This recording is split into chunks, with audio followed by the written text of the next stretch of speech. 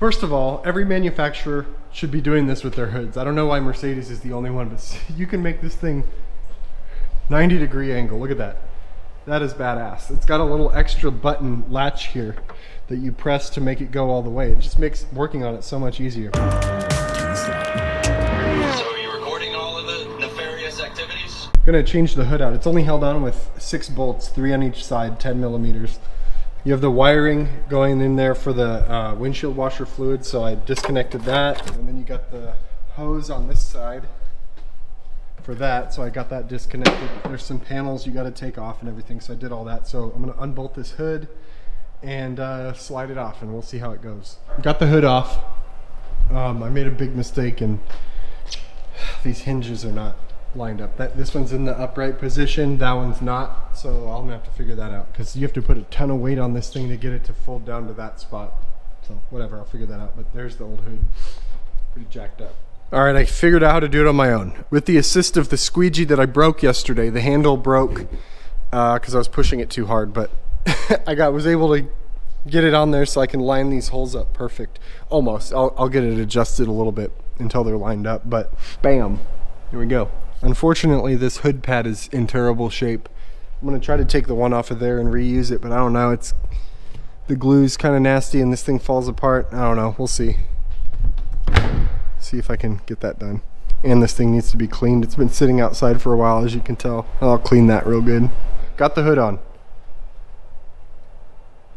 So now I've got to do the wiring for the window washer and redo the tubing for that. Probably got to pull that old one out and route the new one through it, or the old one through it, whatever. And then I'll probably do the headlight. I'm not really sure how to do that. I think maybe this trim piece comes off. The screws are behind that and maybe it comes out. I'm not sure. I need to look at the new one that I got and see maybe how that comes out. And then I'll do this core support piece and that and see how everything fits. Thankfully this one had a new latch, or has the latch attached to it. The wrecked one, the latch was broken, so we'll see if that works.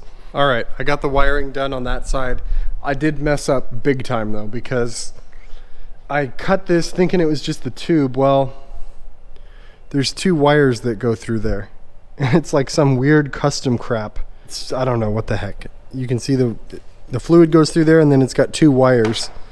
And obviously on the hood that I got, they just cut it off too, so I don't really know what I'm gonna do there. For now, I'm just gonna tuck this in there and I'm gonna worry about it later because it's not a huge deal, but I do need to fix it. So more to come on that. All right, I have a solution to my stupid problem that I had. This had wires running through the middle of it, so I was able to cut that out and separate the wires without getting inside where the fluid goes. And then on the car side, I'm going to do the same thing, and I'll solder those wires together, crimp them up, and then I'll use a coupler like this to attach the hoses, and then I'll wrap it all up, so it should be good to go. All right, so I'm gonna do the headlight. I've got that all ready to go. I just need to go get the coupler from the store. You got to take, this was broken unfortunately, but you got to take the cornering light out, which you do from inside. There's a little tab on the light. You kind of press it from the inside and it slides out, and then there's some 8s right here to take the headlight out. This is bent and broken. That's supposed to actually screw into the side of the headlight, so I think it'll slide out now. Right. It should. We'll see. I'll play around with it. You know when you start something and then you're like, God damn it, it's way harder than you thought. Well, that's one of these. So I got the headlight out, but it has this long cable that runs to the ballast, which is inside the wheel well, way in there. So I had to jack the car up, undo the wheel well, and I'm gonna have to unbolt that bracket for the ballast and get that out. The ballast on the headlight I got looks pretty rough, so I'm gonna see if I can swap that over somehow. Use that one, because that one's sketch. Everything's bent too. This broke. I mean, there's a lot of little things I'm gonna have to tweak to get it to fit right. So what I found is if you take the bracket off, you can actually get the plug out of the ballast. So what I did is I pulled that back. The ballast was there. I pulled the bracket off, unscrewed it. There's the bracket, undid the ballast, so I can reuse the old ballast. I'm gonna put the new headlight in, run that wiring in, plug it in, and then bolt up the ballast, and we should be good to go. All right, got the new headlight in. I plastic welded that piece that was broke, so I'm waiting on that to dry so I can button it up. I'm gonna replace this core support now and this X brace.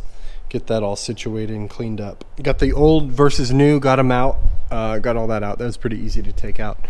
you can see how pushed in this one was. I don't know if you can see that on the camera or not, but this is the old one. It's very bent. As far as this one goes, this is bent pretty bad here, and also, you know, right there's pretty straight on that one.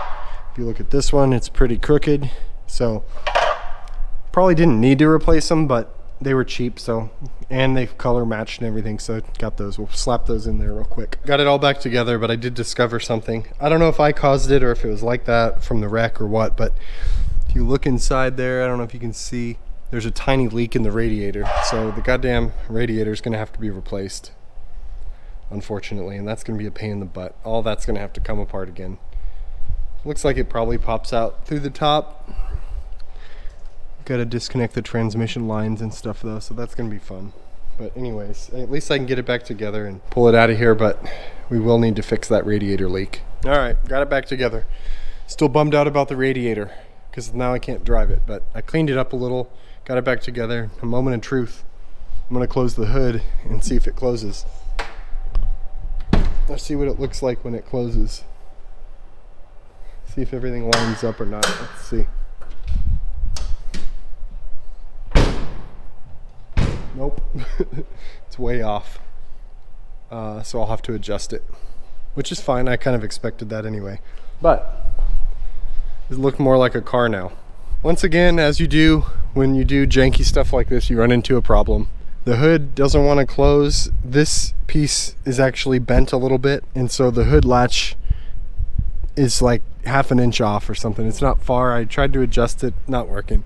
So I'm gonna hook it up to my Jeep winch and bend it a little and see if that helps. Probably not the smartest thing, but it's all I got. It worked. My little ghetto frame pulling machine worked. I got the hood closed. Everything seems to fit okay. There's a little bit of a gap over here. I can adjust the bolts on the hood and everything, but it closes and opens no problem now. So there you go. And we do have a radiator leak. So I must have caused that. I'm an idiot. I mean, I'm not a mechanic. I'm just, you know, doing what I think I should do to fix it. So whatever. All right, we got it done. I'm going to get the bumper painted, get the dings pulled out.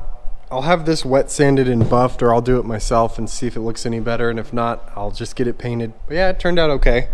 I found the parts at a junkyard in Kentucky on car-part.com. You can search for, you know, used cars, parts, whatever. So much cheaper than buying it from eBay or whatever. I paid $620, I think, for the hood, the brace, the core support, and the headlight.